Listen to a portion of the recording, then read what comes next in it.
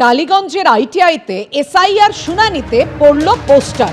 যারা হয়রানির লাইনে দাঁড়িয়েছেন তারা ভোটের লাইনে উত্তর দেবেন তো, একেবারে এভাবেই পড়েছে পোস্টার।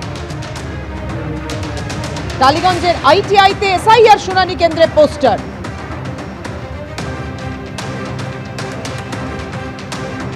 এসআইআর এর খসড়া তালিকা প্রকাশ হওয়ার পর হিয়ারিং নোটিশ যাচ্ছে এবং সেক্ষেত্রে অনেকেই বলছেন তাদের নানা রকম সমস্যা রয়েছে এবং তার জন্য তাদেরকে হিয়ারিংয়ে ডাকা হচ্ছে। অনেকেই বলছেন অনেক দীর্ঘ সময় ধরে তারা হিয়ারিং লাইনে থাকছে। তবে আমরা যে জায়গায় দাঁড়িয়ে রয়েছি টালিগঞ্জ আইটিআইতে, সেখানে দেখতে পাচ্ছি একেবারে যে হিয়ারিং সেন্টার, সেই হিয়ারিং সেন্টারের ভেতরে একটি পোস্টার দেওয়া হয়েছে এবং সেই পোস্টারটি কে দিয়েছে কোনো রকমের নাম উল্লেখ করা নেই এবং সেখানে লেখা রয়েছে যারা হয়রানির লাইনে দাঁড় করালো তাদের ভোটের লাইনে উত্তর দেবেন তো। এইরকম বেশ কিছু পোস্টার, সেই পোস্টার কিন্তু পড়েছে টালিগঞ্জ আইটিআইতে এবং সেখানে দেখতে পাচ্ছি একেবারে হিয়ারিং এর জন্য অনেকেই বলছেন তাদেরকে ডাকা হয়েছে। কেউ বলছেন তাদের 2002 সালে নাম ছিল, তার পরবর্তীকালে ডাকা হয়েছে। কেউ বলছে আরো পেপার চেক করার জন্য ডাকা হয়েছে এবং এইরকম একটা পোস্টার পড়েছে। এবং একদিকে যেমন ঠিক দেখতে পাওয়া যায় ভোটের সময় বিভিন্ন জায়গায় বাইরে বুথ করা হচ্ছে, ক্যাম্প করা হচ্ছে, সেই রকম দেখতে পাচ্ছি টালিগঞ্জ আইটিআই এর বাইরেও সেই বুথ করা হয়েছে তৃণমূল কংগ্রেসের তরফ থেকে। তবে ভেতর দিকে এইরকম যে পোস্টার পড়েছে সেখানে কারো নাম নেই, শুধু নাম ছাড়াই এইরকম কিন্তু একবার হিয়ারিং সেন্টারের ভেতরে দেওয়া হয়েছে পোস্টার। ক্যামেরায় পার্থপ্রতিম রায়ের সঙ্গে পার্থপ্রতিম ঘোষ, বিপি আনন্দ, কলকাতা। ফের বাংলা বলায় পরিযায়ী শ্রমিককে মারধর, টাকা ছিনতাইয়ের অভিযোগ। মহারাষ্ট্রে মারধর, টাকা কেড়ে নেওয়ার অভিযোগ করছেন পাণ্ডবেশ্বরের 3 জন শ্রমিক। গত নভেম্বরে মহারাষ্ট্রে কাজে গিয়েছিলেন অভিযোগকারী শ্রমিকরা, আর মহারাষ্ট্র থেকে ফেরার সময় বাংলা বলায় মারধরের অভিযোগ। সঙ্গে থাকা টাকাও কেড়ে নেয় স্থানীয় কয়েকজন, এমনই দাবি করছেন ওই শ্রমিকরা। আক্রান্ত শ্রমিকদের সঙ্গে দেখা করেছেন পাণ্ডবেশ্বরের তৃণমূল বিধায়ক নরেন্দ্রনাথ চক্রবর্তী। রাজ্যে কাজ না থাকাতেই ভিন রাজ্যে যেতে হচ্ছে শ্রমিকদের, পাল্টা কটাক্ষ বিজেপি।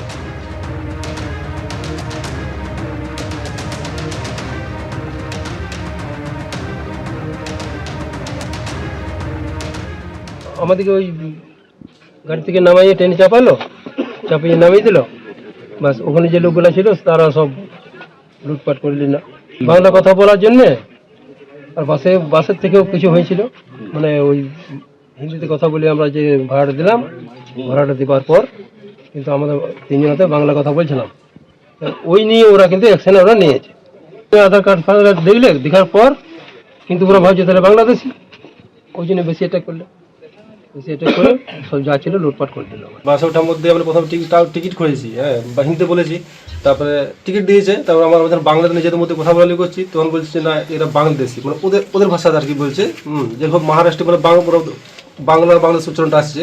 তো আমাদের জিজ্ঞেস করছি তোমরা কাহা ঘরে, আমরা ওয়েস্ট বেঙ্গল ঘরে। তা বলে তোমরা বাংলাদেশি, বলে তো আরো চলো। আমরা বাস স্ট্যান্ডে যেমনি নেমেছি তারা জোর জবরদস্তি গাড়ির মধ্যে উঠাই, ওখানে লোকাল ছেলেরা ওঠার পর এক জায়গায় নিয়ে যায়, সেখানে বলছে তুই ভোটার আইডি বের কর। আমার বের করছি তোর তো বাংলাদেশ, আমার না আমার ওয়েস্ট বেঙ্গল, বলছি না তোর বাংলাদেশ। আমার তারপরে গেল গরম চা আমাদের মাথার উপর ঢেলে দেয়, মাথা ধরে লাত ঘুষি পিঠে চাইদিক মারে। তারপর দেখছি আমি তো কিছু অভিনয় করলাম, পেটে ব্যথা করি, তাও মানছে, তাও গরম চা গা দিয়ে এসে দিচ্ছে। হ্যাঁ বলছি না তোরা তো বাংলাদেশে পেয়েছিস। যত টাকা পয়সা ছিল আমাদের কাছে প্রায় মিলিমিশে আমাদের প্রায় 18-20 হাজার টাকা ছিল, সেগুলো কেড়ে নিয়েছে আর লাত ঘুষি সব মেরেছে আমাদেরকে। শ্রমিকরা তারা অভিযোগ করছেন আধার কার্ড তাদের কাছে দেখতে চাওয়া হয়েছিল, আধার কার্ড দেখার পরেও বাংলাদেশি বলে দাগিয়ে দেওয়া হয়েছে, জোর করে গাড়িতে তোলা হয়েছে, মারধর করা হয়েছে। তৃণমূল বিধায়ক নরেন্দ্রনাথ চক্রবর্তী এরপর আক্রান্ত শ্রমিকদের সঙ্গে দেখা করেছেন। কি কারণে এই শ্রমিকদের ভিন রাজ্যে যেতে হচ্ছে, রাজ্যে কাজ নেই, এমনই কটাক্ষ বিজেপি। এটা ভারতবর্ষ, এই দেশ সবাই মিলে স্বাধীন করেছে।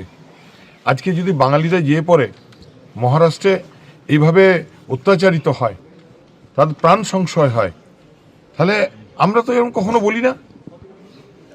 আমরা তো সব সময় সারা ভারতবর্ষের মানুষকে সঙ্গে নিয়ে আমরা এখানে থাকি, আমরা সবাই একসঙ্গে থাকি। কিন্তু কেন এই বিজেপির যে অত্যাচার, এটা এই নির্মম অত্যাচার, এই মানুষ কিন্তু ওদিকে ক্ষমা করবে না। বাংলাদেশি বাংলা বললে তারা বাংলাদেশি, এই যে একটা মানে এই যে আবহ তৈরি হয়েছে, এটার জন্য দায়ী এই সেন্ট্রাল গভর্নমেন্ট। তাদের যে এইভাবে তারা শুরু করেছে, এটা কিন্তু বাঙালিদের প্রতি বিরাট নির্মমতা অত্যাচার হচ্ছে। বাঙালি এদিকে ক্ষমা করবে না। সারা বাংলাতে কোনো কর্মসংস্থান নেই, কাজের জায়গা নেই, এখানে কোনো কাজ নেই। তাই এখানকার ভাইরা কর্মসংস্থানের জন্য তারা অন্যান্য রাজ্যে গেছে, মহারাষ্ট্রে গেছে, গুজরাট, ছত্তিশগড়, সমস্ত জায়গায় তারা কাজের সন্ধানে যায়। কিন্তু এখানে যে ঘটনা বলা হচ্ছে, দেখা যাচ্ছে যে দুজন ব্যক্তি গেছে দুরকম স্টেটমেন্ট দিচ্ছে।